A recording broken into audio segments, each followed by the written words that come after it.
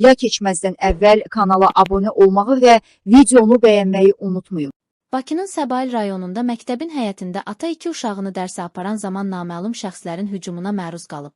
Konkret Az Qlobal Info AZA istinadən xəbər verir ki, jurnalist Pərvin Abuşovanın bildirdiyinə görə, hadisə Səbail rayonunda yerləşən 49 saylı orta məktəbin həyətində baş verib. Biri oğlan, biri qız olmaqla 2 uşağını məktəbə aparan kişi hücuma məruz qalıb. Maşından düşən 5 nəfər kişiyə hücum edərək uşaqları qaçırıb. Hadisə ilə bağlı polisə məlumat verilib və polis əməkdaşları məktəbə gəlib. Bildirilib ki, hadisə ilə bağlı 2 qadın tutularaq 8-ci polis bölməsinə gətirilib.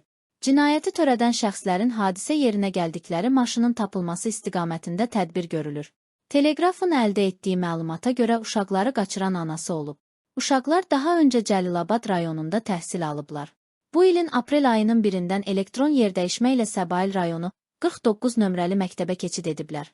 Səhər şagird qəbulu zamanı ana uşağı qaçırmaq istəyib, məktəb rəhbərliyi işə müdaxilə edib mübahisə yaranıb. Polis valideynləri və yaxın qohumları bölməyə aparıb. Digər bir məlumata görə qaçırılan şagirdlərin əmisi uşağı da 49 nömrəli məktəbdə təhsil alır. Onun da valideynləri arasında münaqişə var.